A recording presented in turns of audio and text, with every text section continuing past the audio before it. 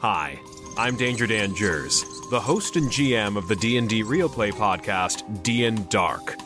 Join us on Wednesdays for an absurd, over-the-top comedy horror adventure, starring some of history's most infamous monsters. I'm Ben Magnet. I play Mary Frankenstein, our barbarian. I am Daniel Cruz. I am playing Imhotep the Mummy, our cleric. I'm Jordan, and I play Larry Talbot, a lycanthropic warlock. I am Grayson, playing Jet Griffin, the Invisible Man, the party's rogue. I am Aaron. I play the Phantom of the Opera, our bard. For more information, go to dndarkpodcast.com and listen to us anywhere you find podcasts. Hey everybody, it's your boy Davis from ConFreaksandGeeks.com, and boy do I have a surprise for you. As you know, Shenmue 3 is coming out finally after years of waiting. It is finally coming out on the console systems, and we are hyped for it. So hyped, in fact, that we actually had a chance to go out and talk to the amazing Corey Marshall. Corey Marshall is the awesome voice actor who is the main voice, Ryo, from the Shenmue series. And we had a great opportunity to talk to him casually and just pick his mind of like his career and everything. So my editor Will and Nicole went out and had an awesome time picking his mind. So the good news is we got some great audio from this interview, and it's a really cool opportunity. We just kind of got a little carried away, and we made this thing way longer than it should be. So instead of scripting it, we decided to just make it a special podcast episode of its own, like a standout. Since we were at a restaurant, the audio is a little bit noisy, but it's still very good quality. So we do apologize for that, but you'll be able to still listen to this cool interview, and I definitely advise folks to check it out if you are big fans of the Shenmue series and the voice actors and the wonderful talents that are part of it. So without further ado, here is the interview with Corey Marshall. It's actually really interesting because your careers spanned like a really long time. You've gotten into voice acting like 20 years ago. Yeah. What got you into voice acting?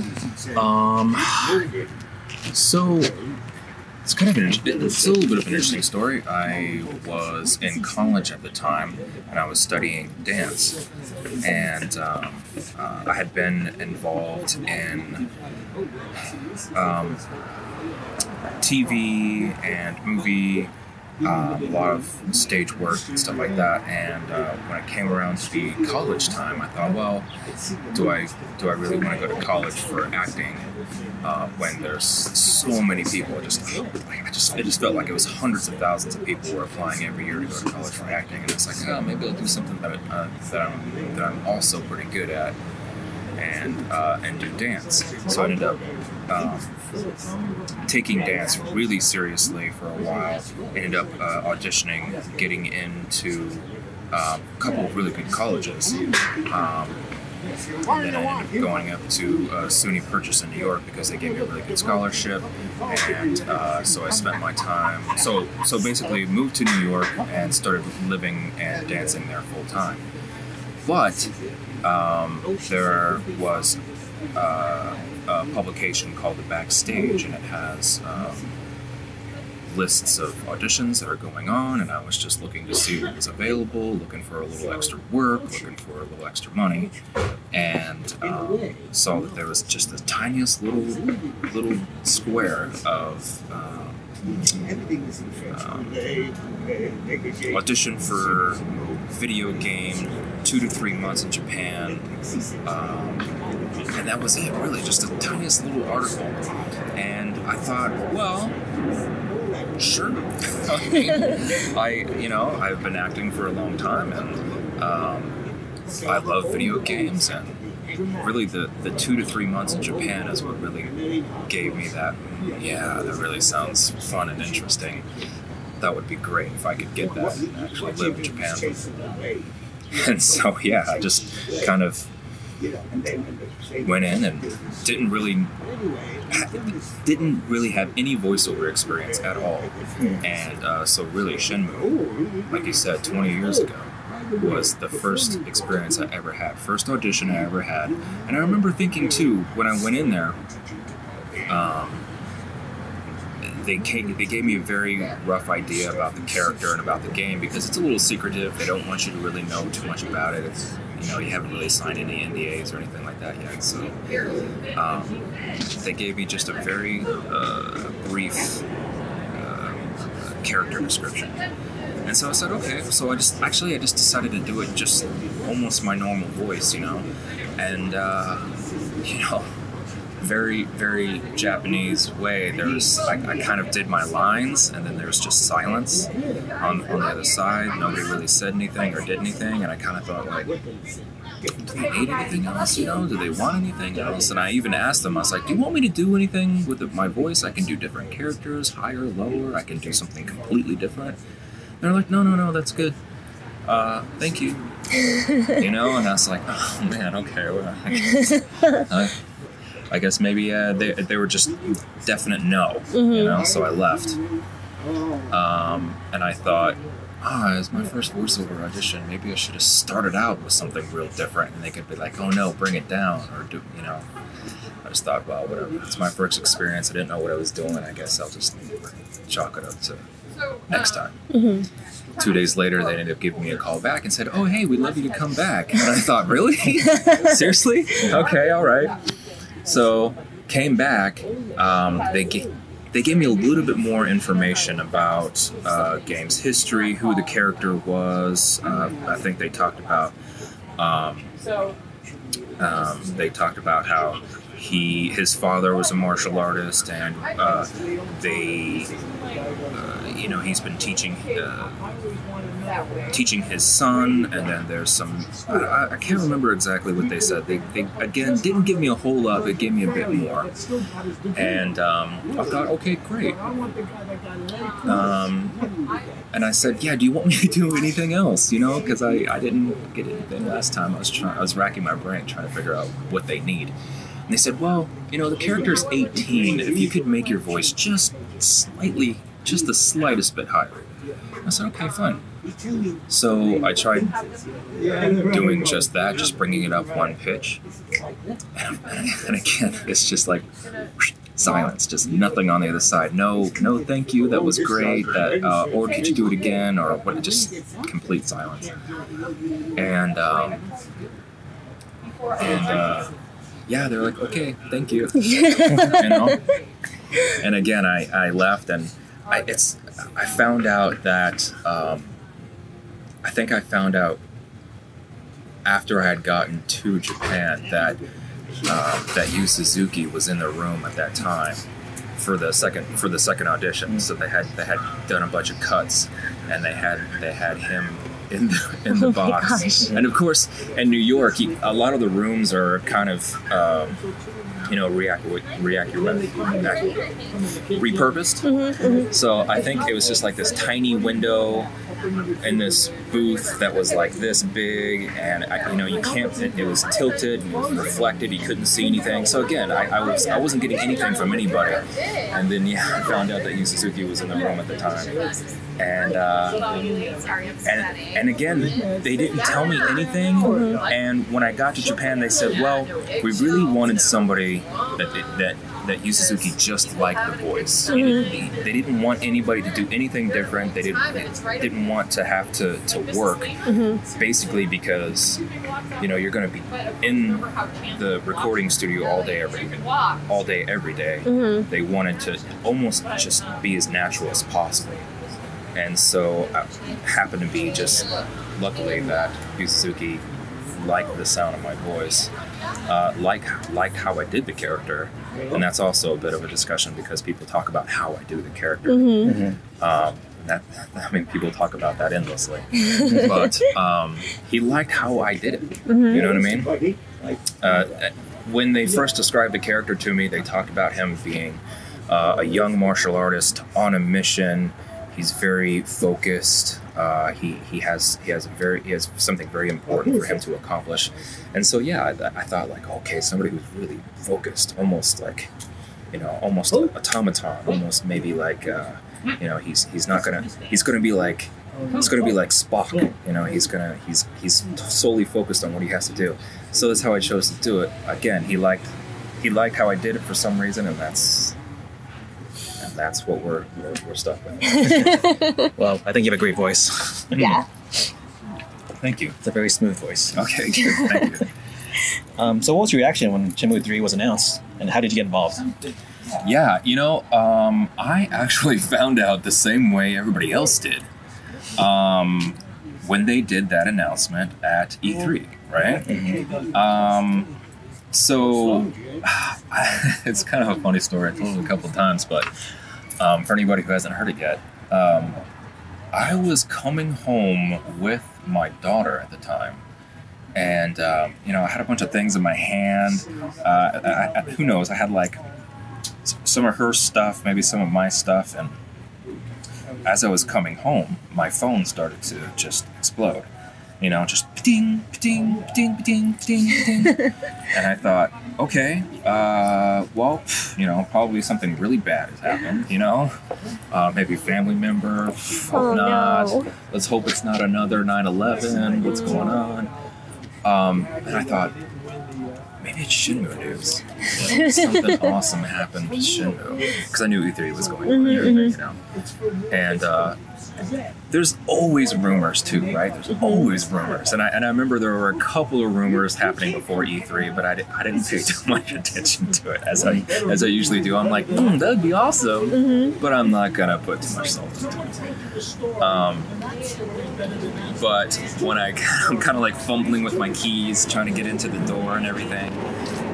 But my wife opens the door and has her iPad in her hand, and she kind of looks at me like, "Did you hear?" And that was the moment I thought, oh. And I asked her, I was like, "Is it Shenmue?" She goes, "Yeah." And so we ended up watching the announcement and everything. So yeah, it was such a big secret that they didn't tell anybody, including me. And anybody else that I knew who was previously involved in the project as well also didn't know about it. So I was just as happy and surprised as everybody else. Because I'm actually a fan of the game. Like I love the game. I love playing the game, and I also want to continue the story just so I can see what's going on. So.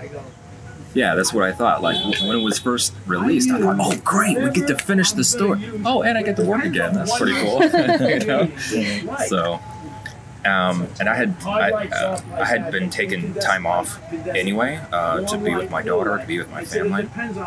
And when they announced it, I thought, oh, this is probably a pretty good time, pretty good time for me to get back in it again. My daughter's a little bit older. I don't know. I thought it was very fortuitous. I don't know. It's great timing for me and my life and everything else. So that's and it's funny. They for some reason hired a voice actor. I don't know where they got this guy. When they did the announcement, if you remember, they actually had some video of it. They actually hired a guy who sounded like me, which I thought was interesting. And I wish I knew who this guy was, you know what I mean? Because they obviously had him listen to me try to emulate what I did with Hazuki.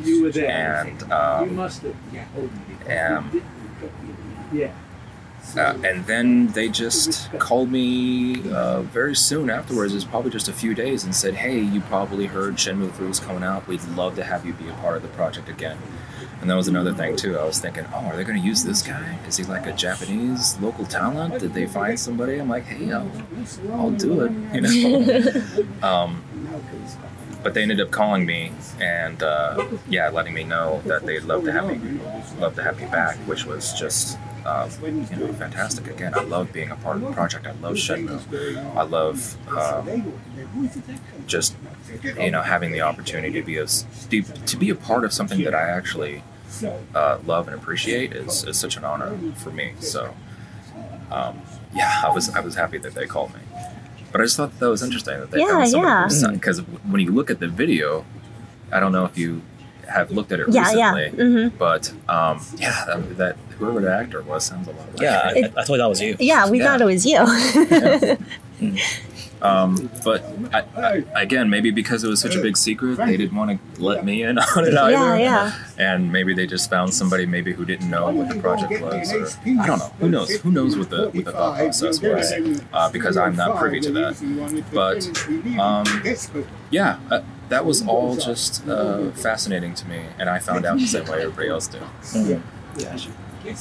You mentioned your daughter essentially finding out alongside you, and where we learned that she's actually a part of the project as well. Can you tell us how that came about? Yeah, so my daughter Katana is also an actress. She's very, we're so lucky that she's very smart, she's very talented, so she can do so many things in life. Anywhere she really wants to go in life, she can. But she sees Dad doing some stuff, and so she thinks it's fun and interesting. So she has been doing acting as well. She's done several short films and things like that. She's done several commercials, some pretty big commercials, and she's done some stage work and shows. So she really likes it as well. And when they were doing the project, I thought, oh, wait, there's kids. There's always kids in this. And I mentioned to the director, I said, hey, maybe my daughter could audition because she's an actress as well. And let me know what you think. If you think that she might be able to be in the project, this would be her first voiceover project as well. She's done several things before. She's done lots of on-screen stuff, but she's never done anything on a microphone. And he said, okay, well, yeah, let's give her some lines and have her audition and see how we like it. Yeah, sure enough, she's really good. Like I said, she's really fast. She's really smart.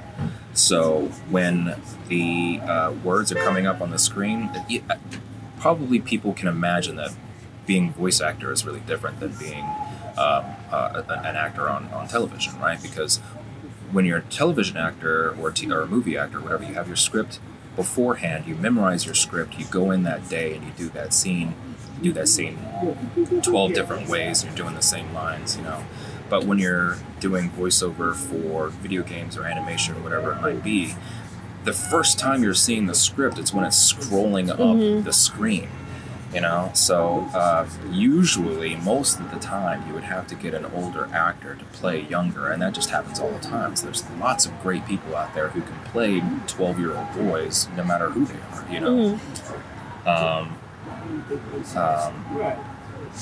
So you just need somebody who has the capability to do that. And yeah, like I said, my daughter's really smart. She's a fantastic reader. Her vocabulary is off the charts compared to most of her friends. And so yeah, she's able to process that information. When it's rolling up, she can read it, she can translate it into that scene so she can act off of those words. And yeah, it worked out great. So Shenmue ended up being my first voiceover project, and it ended up being my daughter's first voiceover project. And maybe your grandchild will be. I know, right? A legacy. Let's hope it doesn't take that long to finish the project. But yeah, right, exactly. I mean, the thing is that it took 20 years from 1 to 3, so my daughter's 10 now, so she could be 30 by the time we're done with the project. I hope not, but we'll see. That's good work for you guys, right? Yeah. We'll take it. So yeah, since it's been 20 years, what's the difference between recording Shenmue 1 and Shenmue 3? So, Shenmue 1 and 2 we did in Japan, and over at Sega headquarters, they have these really marvelous studios, really large, and something that they like to do there that we don't necessarily do here. Sometimes they'll get multiple actors in the same room at the same time, and they have multiple microphones set up, so that's really cool. It's just unheard of here. There's just not enough time, not enough money, not enough, everything. It's just not. It's not cost effective to do it that way. Here in the States, we get the parts, we do all those parts, and a lot of times a single actor would do multiple characters within anime or whatever, right? Well, I mean, it's the same there, but the thing is that you're lucky if you get that translation or that other actor, in your ear.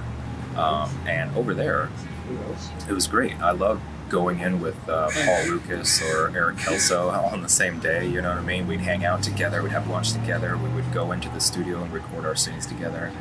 That was great, you know.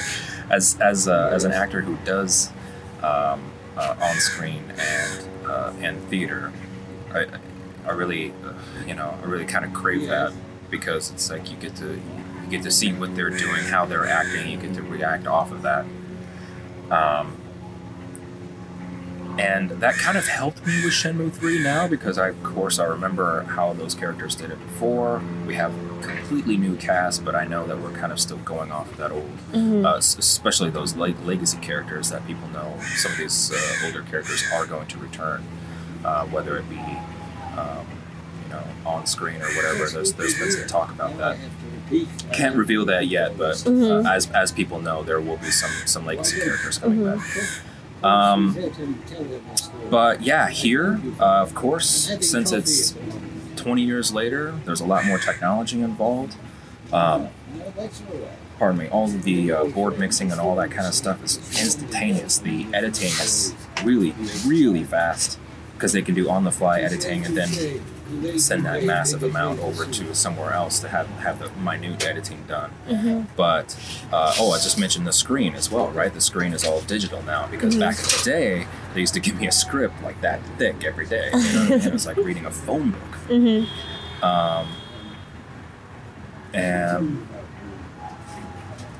But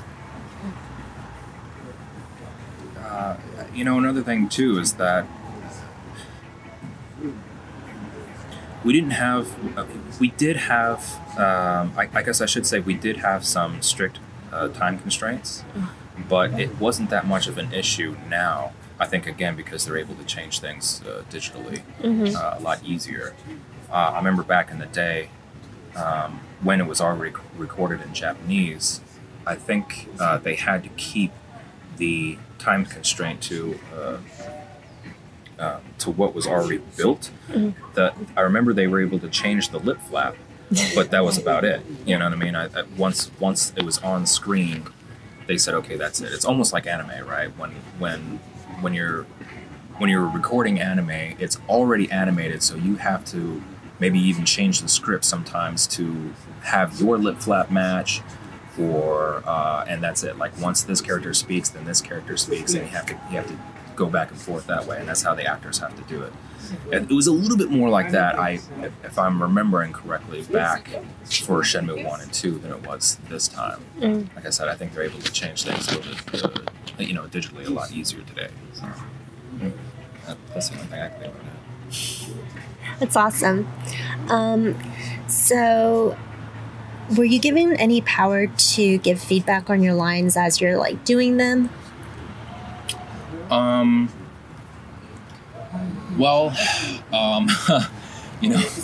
Shenmue's pretty famous for some interesting lines, right? And I remember kind of having those discussions before on Shenmue 1 and 2. I was just like, wow, some of these lines really just, it sounds a little strange, especially for an American ear. I mean, we all know about sailors and all that kind of stuff. Right? And we would have those discussions back in the day about hey, this sounds a little weird. It sounds like he's looking for a good time. You know what I mean? Not that he's looking for bad guys. Yeah. So we had to kind of talk about that. At this time, it was definitely a lot easier. And it was easier to change the language or the script as well, because again, with it being digital, you just go in there, you make the change if there's any tiny little tweak that you have to do, or if something maybe didn't fit, because we're talking about the 1980s. If this didn't happen. So anybody who thinks that this is happening, it didn't. But I'm just saying, if somebody said, lol. Yeah, I mean, that didn't exist back in the 1980s. Right. So they would take that out, and then they would say, ha, or whatever. Yeah. That didn't happen. Yeah. But I'm just saying, if something like that happened, maybe a piece of language that didn't exist in the 1980s or something like that was in there, we might be able to tweak that just a little bit easier. We made just very, very minor adjustments. You can. What's great is that you can do alts as well. So you have. So you have the original line. I'm like, oh, well, let's give him that alt just to make sure. That's also easier today as well. It just seems like it was just a lot smoother, and I think it's just because how digital everything is today. But we, as far as I know, the English voice director here definitely had a bit more freedom to sort of change things up to make it a little bit more natural sounding.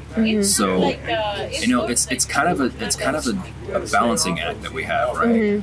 We want it to be like Shenmue, we want it to sound like Shenmue, but we, you know what I mean, like we're just kind of knocking off the rough edges a little bit, I think, you know what I mean. We're not doing a direct translation like we did in Shenmue 1 and 2,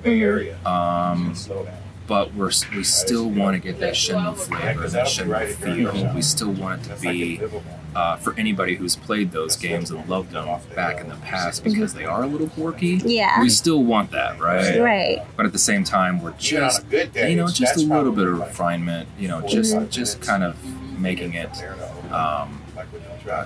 who knows, it's just a bit more smooth. And that's the kind of balancing act that we're kind of going back and forth a little bit. And Bill Black and I were kind of having some discussions about that as well. Right. Yeah. And what are some of your favorite Ryo lines from Shenmue 1 and 2? It's funny.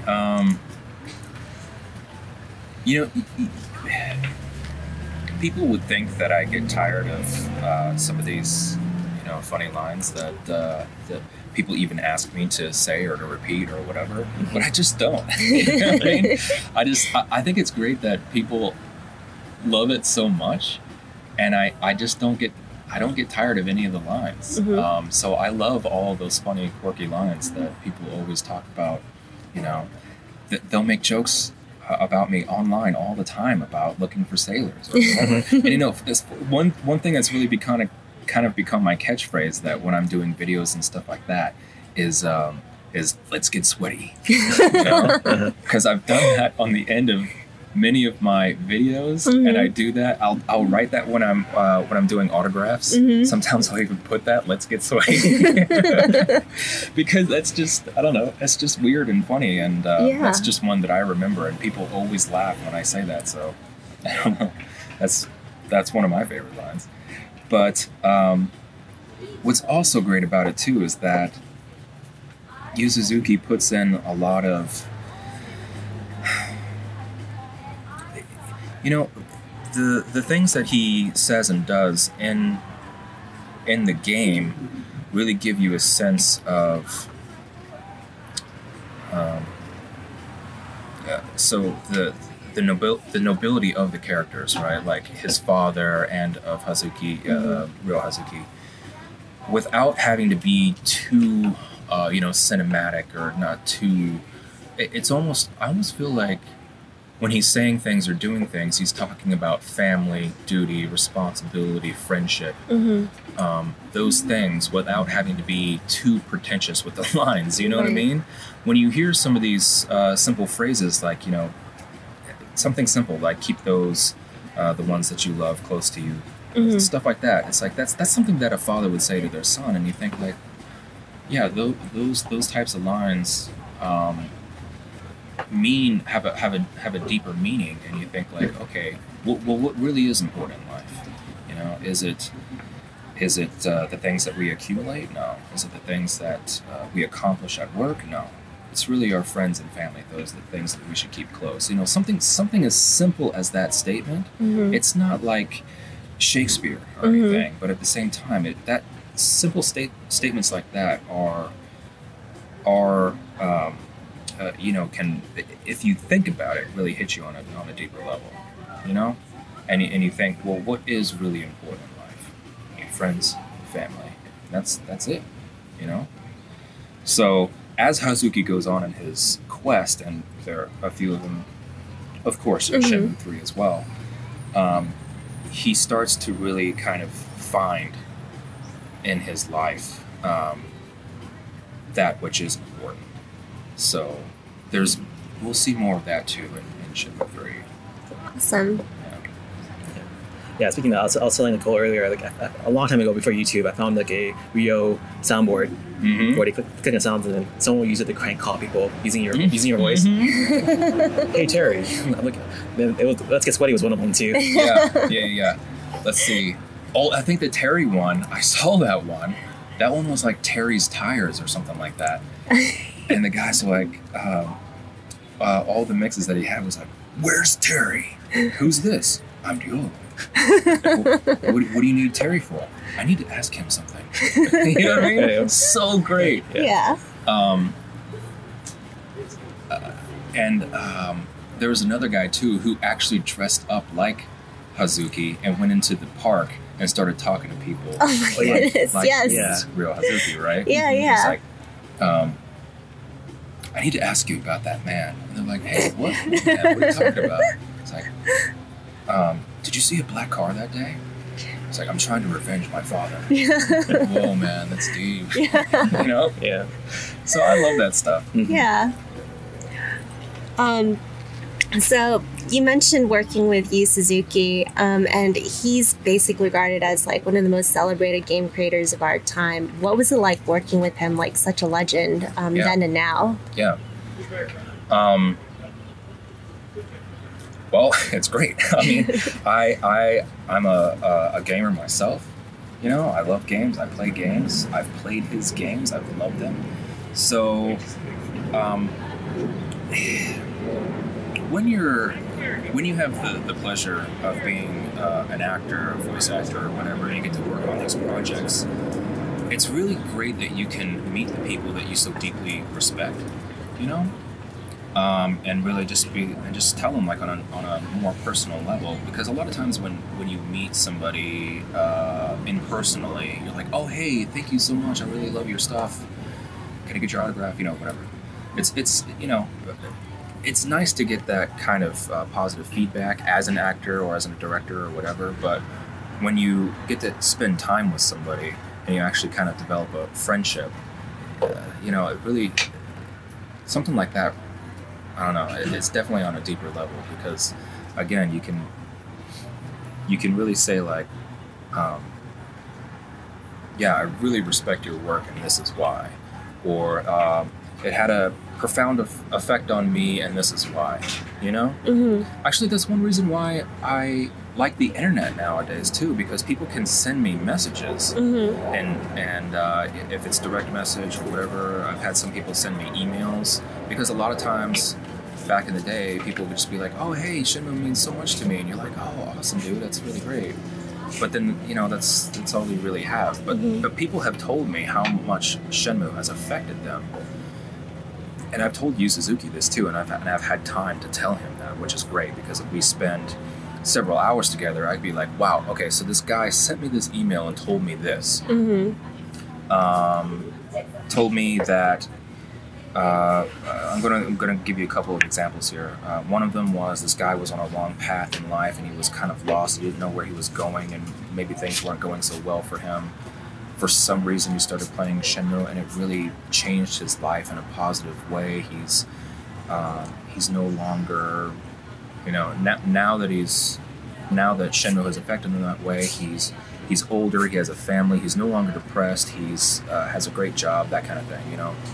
Another person told me that they went on a Shenmue trip, right? They went to Japan, they visited the locations in Yokosuka or wherever, and then they took a trip to China to actually follow the path of Shenmue 2. And he said, and then when I got to some of the smaller villages, that something like that really changed my life, because now I am living full-time in China, teaching young children in these rural villages, educating them and teaching them English, teaching them all of their school studies that they maybe, well, probably wouldn't have the opportunity before because they didn't have the facility, they didn't have the teachers, they didn't have, and so this person, because of Shenmue, is now bringing up the next generation of young children and teaching them, and they wouldn't have the opportunity to do that before. And when I hear stuff like that, you know, it's like, wow, that is really, it's so interesting that a video game, can have that kind of impact on people, and I hear these stories all the time. And I had the opportunity to tell you, Suzuki, some of these stories, and that something like that means a lot to me. You know, telling him that I love his work and I love his game is one thing, but it's like sharing some of the stories that we have been told about how his game has literally changed the world in a positive manner is priceless. You know, I really love that. Cool. So what are some of your favorite scenes from the Shenmue games? Favorite scenes? Good question.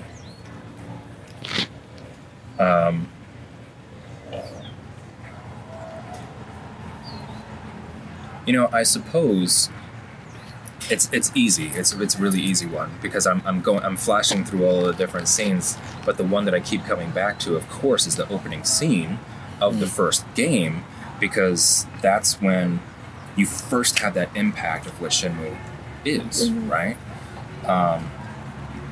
Shenmue back in the day was already, really different. So when you first got that opening scene, you've met all of the characters, your father dies in the first scene, and then you realize that you have to, what are these mirrors? You have to go on this revenge quest, you have to find out what's happening.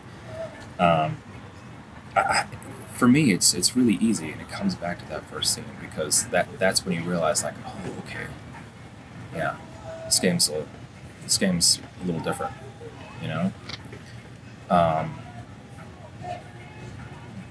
and then of course immediately after that, when you end up in his room and you can like open up all the drawers and you're like, what am I doing? Why am I spending 30 minutes opening up drawers and stuff?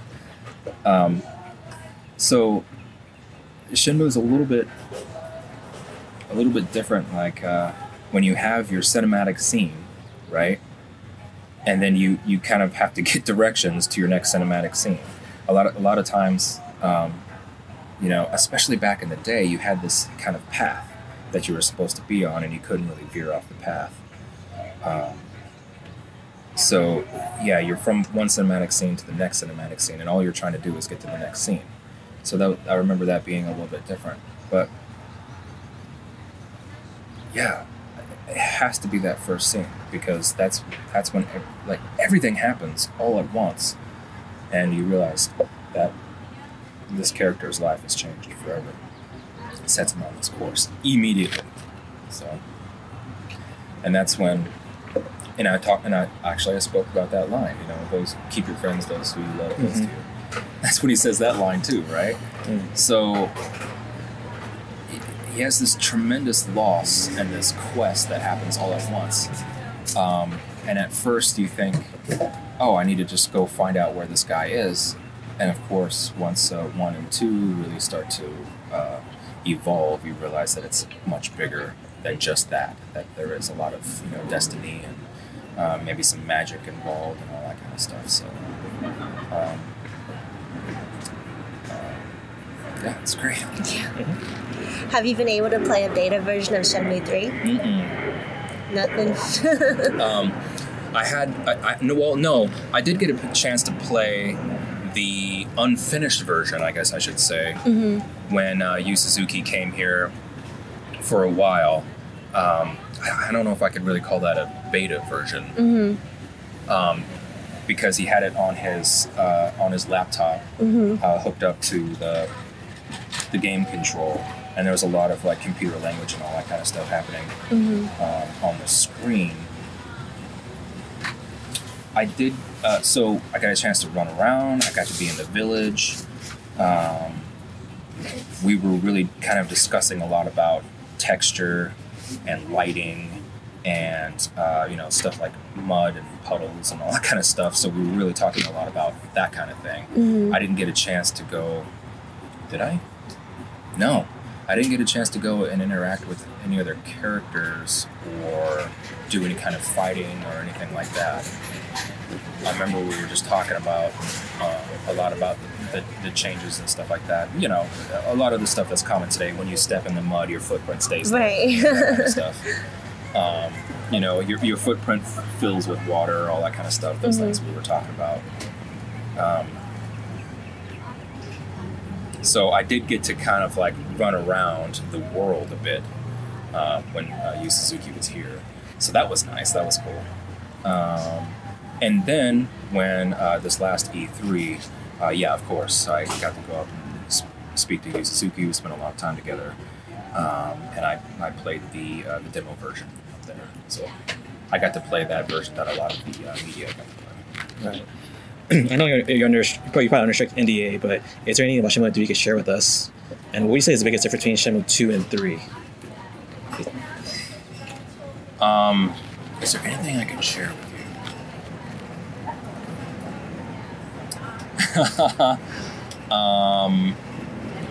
No, I don't think I can. Sorry. No problem.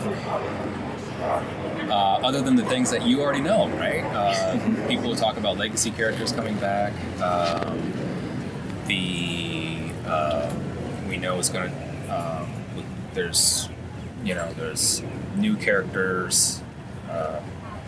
It's taking place there in Bailu Village. People know about that. We will see a lot more of Shenhua this time. Mm-hmm.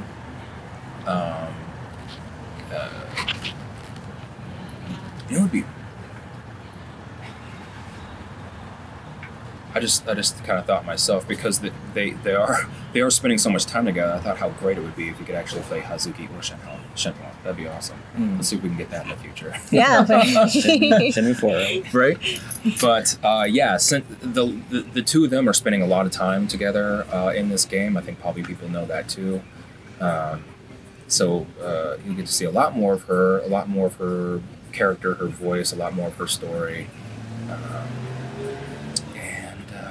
What else? Trying to can't give anything away. But people should play it, because again, it's a continuation of the story, mysteries that we've been wanting to know. We're getting some answers to those,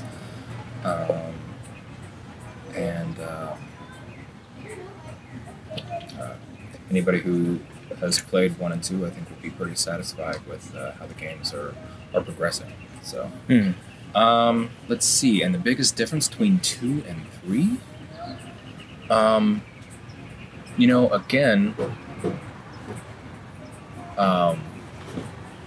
So this is something that I've been kind of talking to people about. People were like, is it going to be, I don't know, people were thinking that it might be something like Red Dead or something, right? Where it's completely open and you can go anywhere and do anything and change your fate and all that kind of stuff. I'm like, no, this is still Shenmue.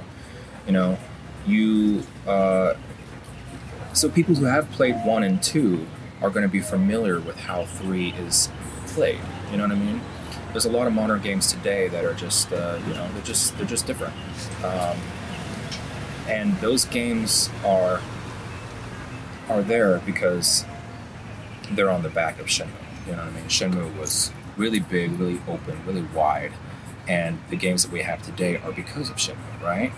But Shenmue didn't go, you know what I mean, to the next level. They still wanted it to be what people are familiar with.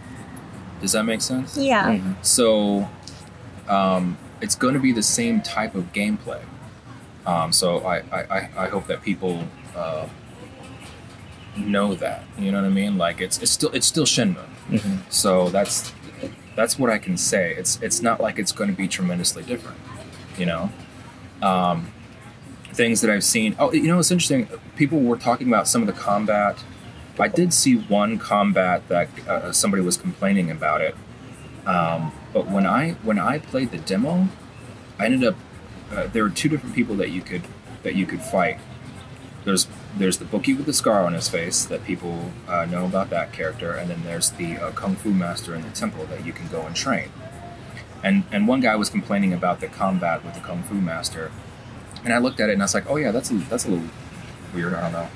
But when I fought the bookie with the scar on his face, one thing I was really impressed about was the combat, because I mean, back in the day, it was just a little bit more difficult to get it smooth. It was blocky. It was when one character moves in front of the other, and then the leg kick or something like that, the whole character has to move out of the way. So it was, it was great for what it was at the time. Mm-hmm.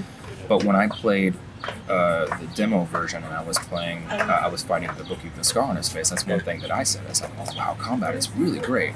Combat is, like a modern game. It's at least the experience that I had. I thought like, wow, when he throws that elbow, the contact between the face and the elbow is great, and the characters are moving perfectly with each other, and the impact was great. When the character did get hit, the gravity was on par, and I mean that's the experience I had. So combat is definitely different and better. But yeah, again, it is going to be what people are familiar with and wanted to. So people should look forward to that. Awesome. So what is your biggest hope for Shenmue 3 then, as it's nearing its release? Biggest hope?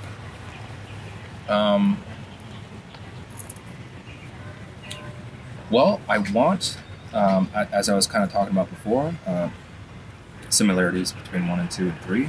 I hope that the people who played the game before are going to be happy and satisfied with Shenmue 3, because they're like, oh, it's a continuation of the story, the game that I know and love and trust and want to keep going with this story. I hope that the old players are satisfied with that.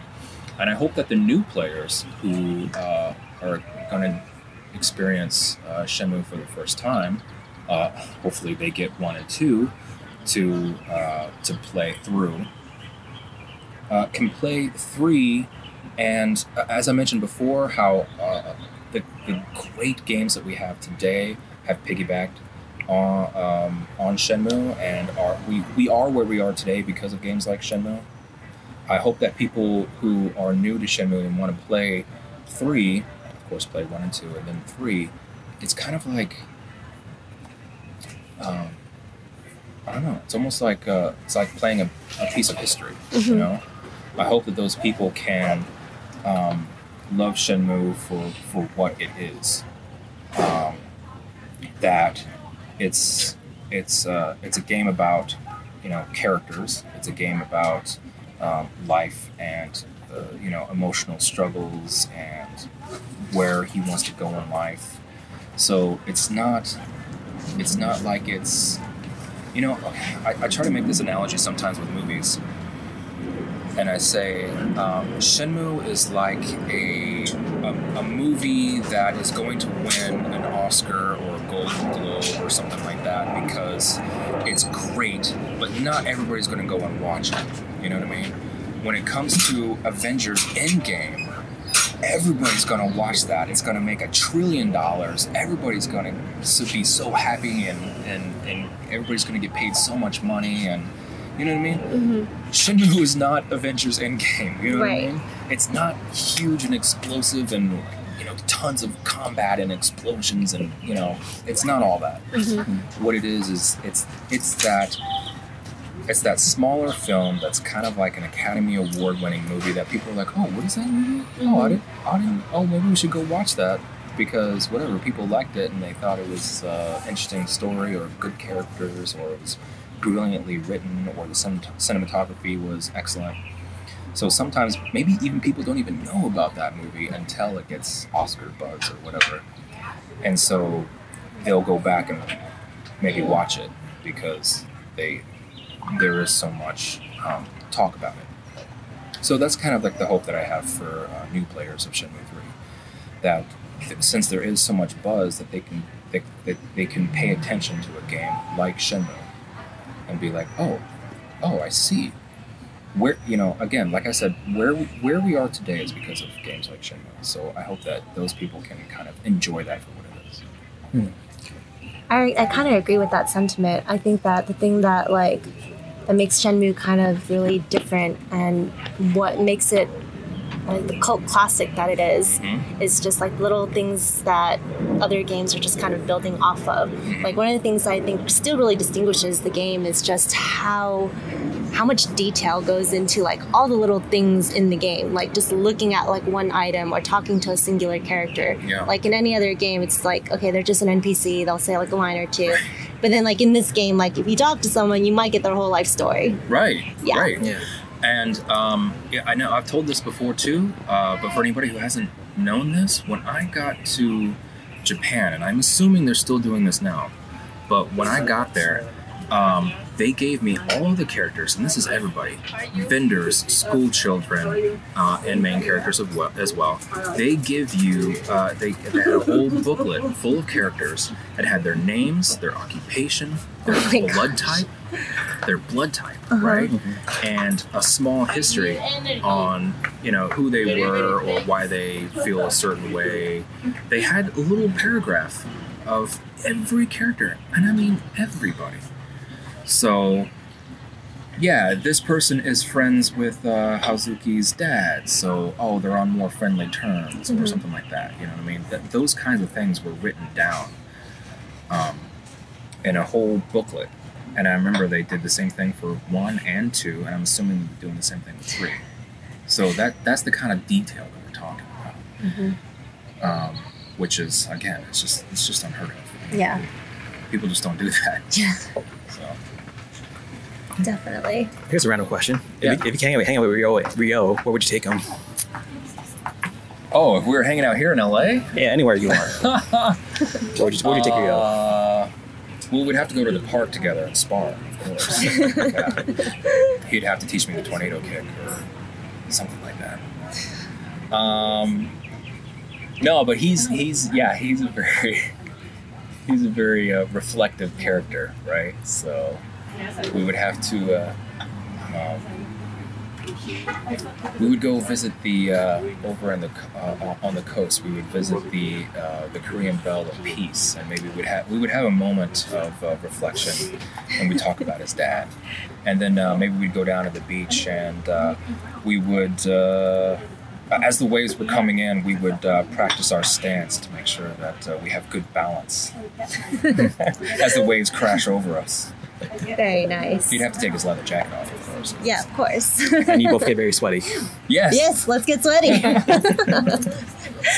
So, looking at the Kickstarter that pushed Shenmue 3 into development, it appears that you've committed yourself to participating in the rewards tier. Yeah. And that you will be creating a personal message for the larger backers. Mm-hmm. How did that decision come about happening?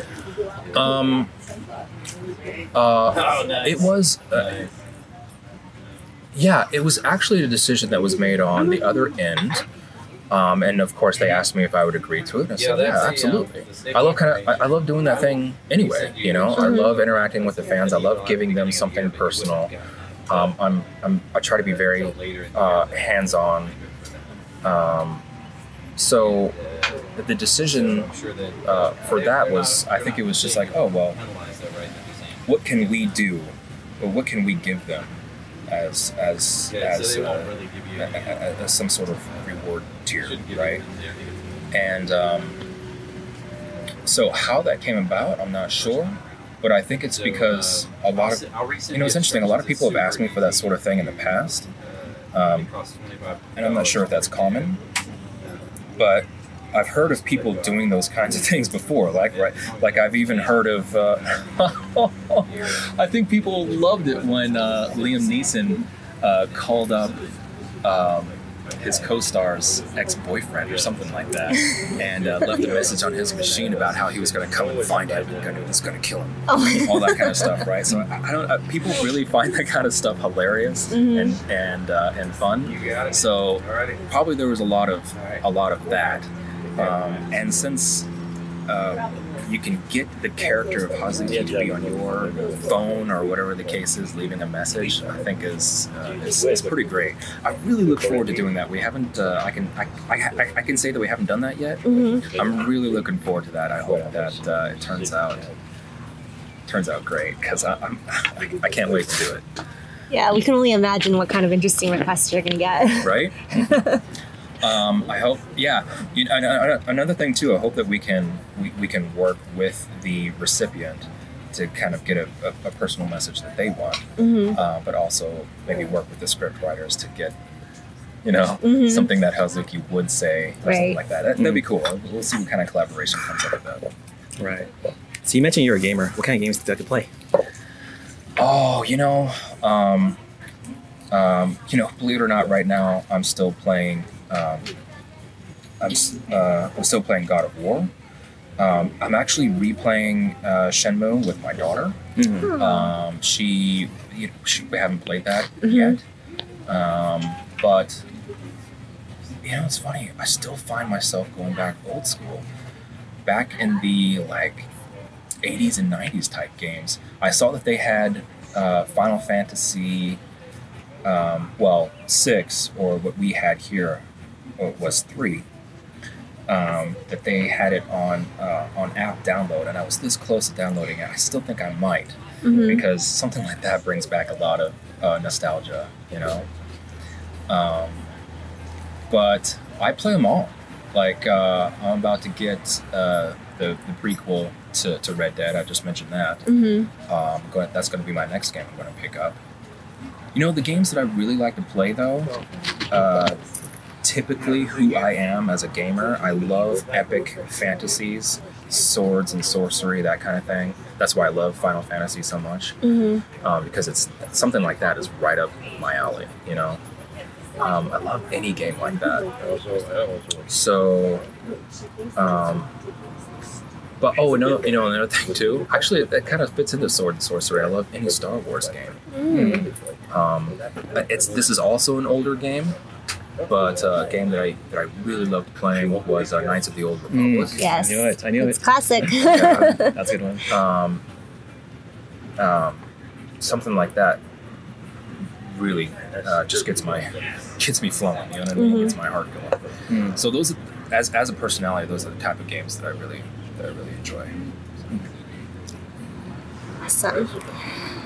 So you have this large body of work spanning the last 2 decades, but it appears that Shenmue is the front and center piece for you with everything that you do. Why is that?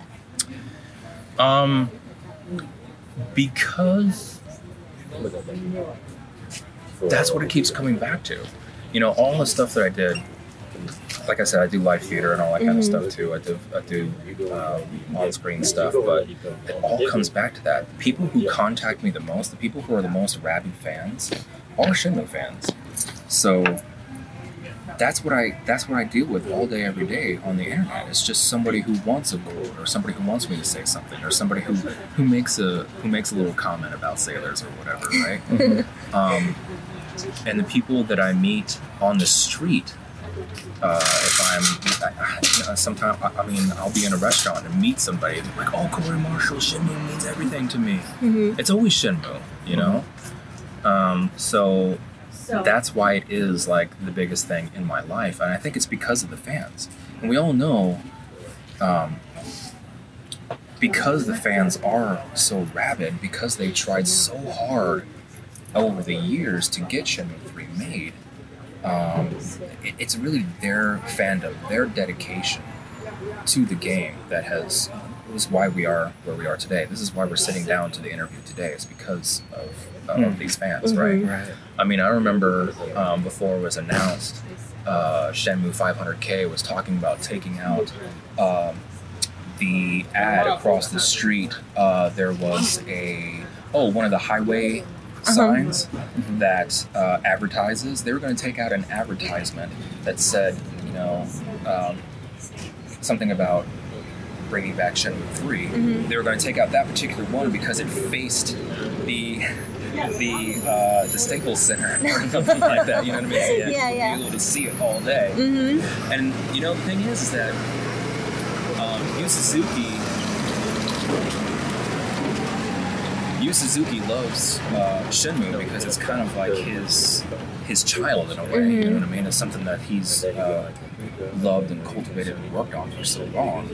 But at the same time, like, you know, who wants to leave a major company like Sega, venture off on your own on a project that is, quite frankly, a risk? You know what I mean? He's gonna put his reputation, his money, his time. I mean, we're talking like major, you know, step in his life, and go for Shenmue 3. I mean, why would you do that? The thing is that it's because he himself has also been inundated all day, every day by fans and people in the industry, and, you know, you and me about Shenmue 3 all the time. So he's like, damn it, I have to do it. Because I don't know, I haven't really had a chance to talk to him about this specifically, but I almost feel like he didn't have a choice. You know, he's like, that's it, I'm gonna go off and do it on my own. The first thing I'm gonna do is Shenmue 3. Wow. You know, so I think that's what it is. It's just because everybody always talks about it to him, to me. That's why it always keeps coming up, and that's why it's the main focus of my life. So. Gotcha. Cool. Besides martial arts and games, so what are your hobbies? Well,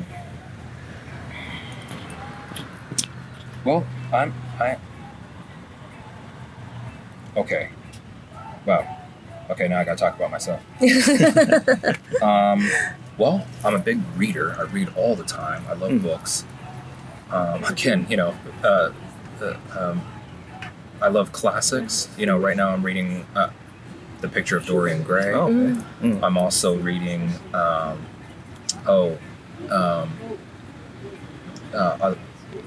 again, fantasy books and stuff like that. I'm reading A Princess of Mars. You know, something I really love too are Conan books.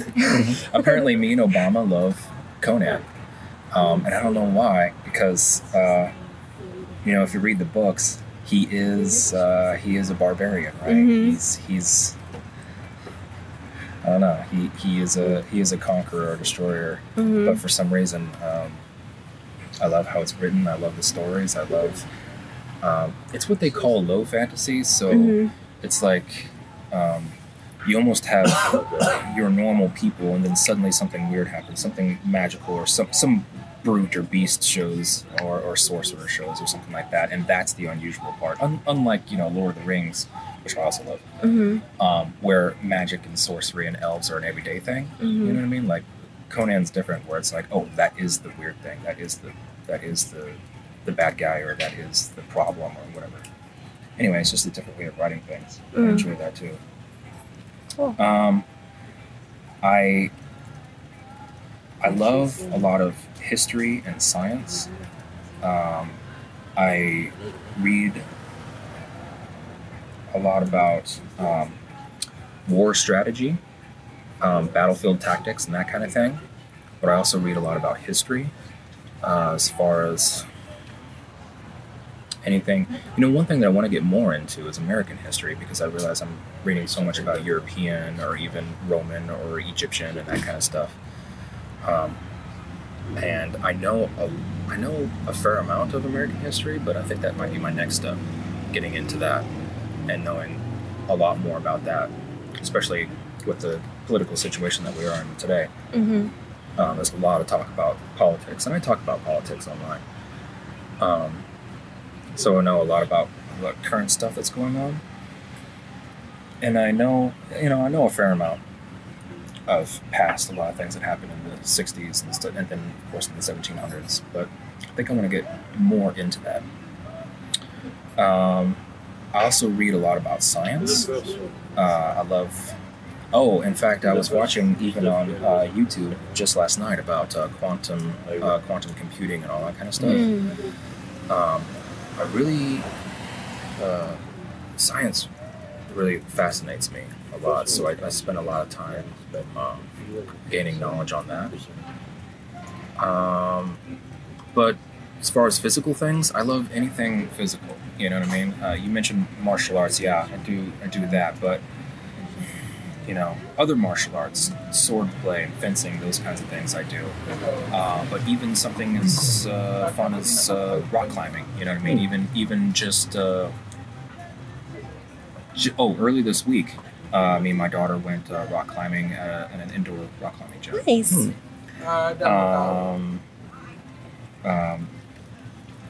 What else? Yeah, anything physical. I always try to keep myself. Aware of my body. I think there is. It's scientifically proven. There's a strong link between the mind and the body, and a healthy body keeps a healthy mind. So I always try to exercise both my body and my brain.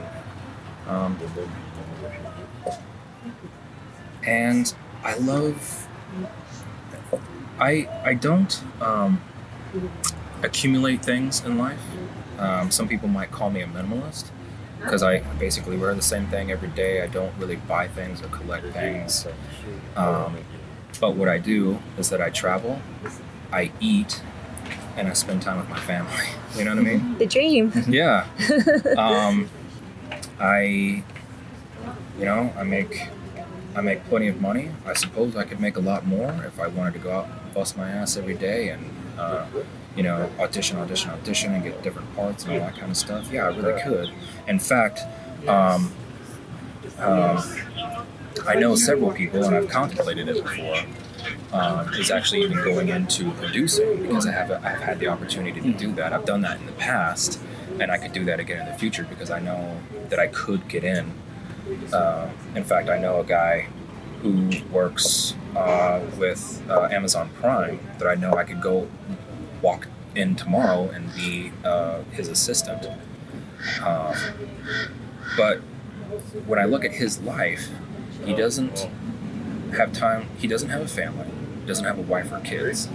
And when we see him at holidays, sometimes he's only there for an hour because he's like, oh, I got to go work. I'm like, dude, it's Thanksgiving. And he's like, yeah, we're filming this thing and I got to go do this. And, we're doing this late night tonight. And he's like, I only have a couple hours off. I'm like, oh, man.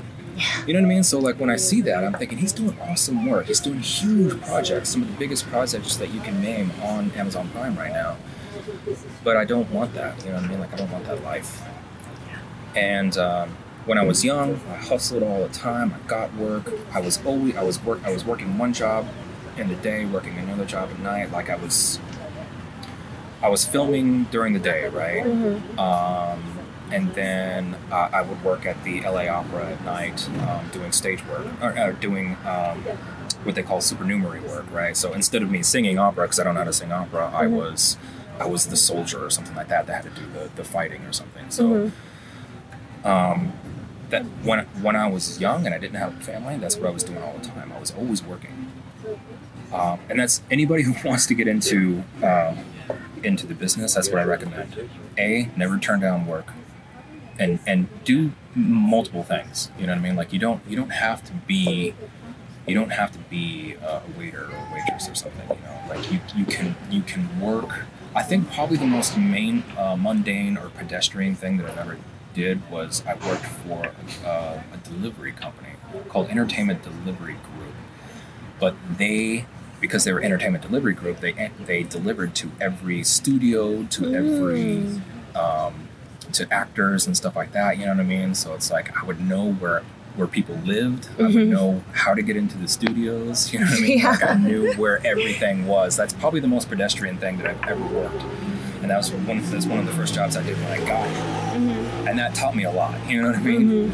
But I recommend that if anybody's ever wants to be an actor, it's just to always work in acting.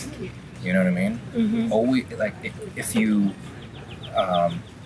there's a lot of people, let's just say you want to work in the industry, but, for example, voice actors, well, they need engineers.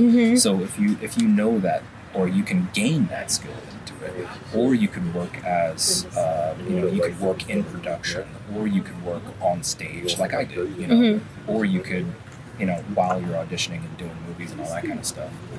When I was young, I was able to pay my rent and eat food and all that kind of stuff only working entertainment all the time. You know what I mean? But that's what I recommend for people. But yeah, I decided to kind of ease up on that, to spend time with my daughter, because I mentioned that that's what's important to me. Mm-hmm. You know, when I was still, in fact, speaking of production, I was producing work. I was working for a company called Megatrend, and we were working for Capitol Records, Mm-hmm. and we did. Doing music videos and all that kind of stuff. Actually, we were making film. Let's see, how can I make this simple? Okay, so remember how, I don't know how young you are, but back in the day, you would buy an album, Mm-hmm. right, and you would listen to the whole album Right. front to back, right? Mm-hmm. People don't do that anymore. You buy Singles, yeah. right, and you listen to that one song. Maybe you don't even know what's on the album. Yeah. Because it's not even important. People don't even make those anymore, right? Mm-hmm. So, I worked with Brett Leonard, who directed Virtuosity, Lawnmower Man, did stuff for IMAX and whatever. Mm-hmm. He's old school, and he was like, yeah, I remember when I was a kid in the 70s, we used to put on the Black Album, and we used to listen to the whole thing. Or we used to listen to Dark Side of the Moon, right? Like, that was a story. So you put on Dark Side of the Moon, and you listen to the whole thing because he's telling you a story. Mm-hmm. And he's like, yeah, so his idea was that, well, we never do that anymore. So what he wanted to do was to take an artist's album Mm-hmm. and put a film over the top of it. Mm. So you would hear that person's music, and instead of that being just background music or whatever, that music would kind of drive the story. Mm-hmm. You would hear the lyrics, you would know what's going on, if she's talking about, her parents, or if she's talking about, her breakup or her romance or whatever. That kind of like brought forth the story. So we would put a story over the top of her album, or his or her album, and that's what we were doing. Anyway, fun project. That's why I mentioned it. Mm-hmm. But that was about the time that my daughter was born, and my wife started sending me videos of her starting to talk.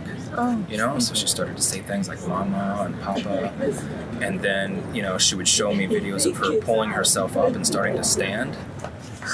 And I was like, wait a minute, I'm missing that. Mm-hmm. Because I would have to leave so early in the morning that they were both still asleep. Mm-hmm. And by the time I got home, my daughter, Katana, was asleep. Mm-hmm. So I didn't even get a chance to see her or talk to her or play with her or anything, right? Mm-hmm. So I said, I'm not going to be that guy. Mm-hmm. I don't care how much money I'm making. I don't care how great the work is I'm doing. Forget it. That's just not what I'm going to do.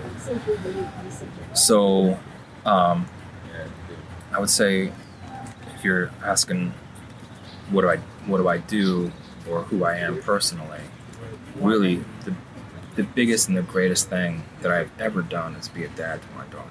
Oh. You know what I mean? Yeah. Mm-hmm. So I think it's awesome now that Katana's older. I'm able to do Shenmue 3. Mm-hmm. But back in the day, even just she's 10 years old now. So 8 or 9 years ago, I made that decision. Like, look, I'm gonna like cool it. I'm not gonna do so much. I'm gonna do some projects here and there. I'm gonna make a little extra money, but I'm not gonna miss my daughter. Mm-hmm. Because I'm gonna wake up one day. She's gonna be in college, and I'm gonna be like, what happened? Yeah. Mm-hmm. Because in fact, I was talking to I was talking to a director and a voiceover artist yesterday Mm-hmm. about this exact same thing. And I said, there are a lot of people who, like, probably one of the most famous examples I can think of is Elon Musk, right? Mm-hmm. I'm so glad he's here. Mm-hmm. He's doing some really great things, Yep. but his personal life is just trashed. You know Yeah. what I mean? He's like on his 3rd or 4th wife now. His kids don't even know him. And it's like, again, dude, I'm glad you're here, but I don't want that to be me. Yeah. You know what I mean? I want to. What's more important to me is my family. So, Right. if you're asking who I am, Yes. Yeah, That's the yeah. question. is a dad to my daughter. Gotcha. So what's next after Shenmue? Now you mentioned that now that Katana's Yeah. older, you're probably a little bit more flexible. So what's Yeah. going to happen next? Yeah, that's a good question. I think I just need to kind of get back into it again. You know what I mean? There's the possibility, I kind of feel the pull to do some more on-camera stuff. I don't know why, I kind of like that process. But man, voiceover is so easy, so great. It doesn't matter what you look like, it doesn't matter, what you wear, it doesn't matter, you can go in there and do your character, and you're only in there for a few hours, get paid good money, you know what I mean? Yeah. I really do love voiceovers, so a lot of my friends are voiceover people, so I think it'll probably be just a matter of time before I just start doing that again. I'd like to stick where I had done before. I did Japanese anime, translation from Japanese to English, and video games. I think as far as voiceover is concerned, that's where I'd like to be. It's funny. Some voice artists don't go in between the two. There's a bit of I don't know, not rivalry. I don't know. Like, yeah, some voiceover artists wouldn't do video games, and some video game artists wouldn't do anime. I don't know why that is, because I love and do both. So I'll do both. But I know several people do. Anyway, it's just kind of a weird thing. But that's where I'd like to stay. I'd like to do both of those. As far as on-camera stuff, I don't know. I'm a little older now. I got a big old beard. I guess I could probably do some more character work. That's probably where I am today. I'm a little bit older as well, so can't be that leading man anymore. I can be dad. I'll be dad. Yeah, leading dad. Right. But yeah, I do feel a bit of a pull doing on-camera stuff again. We'll see. I might get into that again. We'll see. I think it's possible. I really think it's possible. I think that with how diverse people are pushing like on-screen stuff, like where they want to see representation, ages, backgrounds, everything. I think you have a good chance. Oh, okay. We could be a really good cowboy for that look right now. Yeah, right? yeah. Yeah, that's one thing. I think like, oh, should I trim down the beard to get a normal beard? I'm like, no. No, I'll be that one weird guy who comes in and like, wow, the guy with the huge stash. So me, yeah, I think it's probably best for me to do something, that other guy, that the guy that looked a little bit different or whatever, right? So we'll see. It's memorable. Yeah, right. Yeah. So you're a self-proclaimed burger fanatic. What's the best burger you ever had? Yeah. Well, it's like. It's like asking, what's your favorite dog? What's your favorite cat? Or if you have a bunch of kids, which one is your favorite kid? Let's see. Was it Umami Burger? That was a really good one.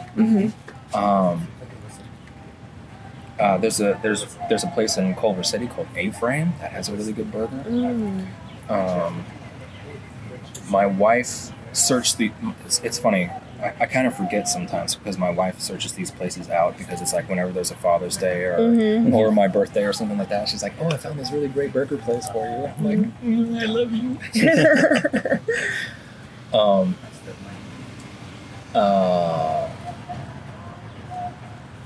Yeah, I think it was Umami Burger that I had not too long ago that I remember being just a really fantastic burger. But stay tuned. I'll keep you informed, because it's kind of like I keep going on all these different searches, and I don't know. Sometimes it's kind of like the next burger I have is the best burger I've ever had. You know what I mean? We'll keep an eye out for that tweet.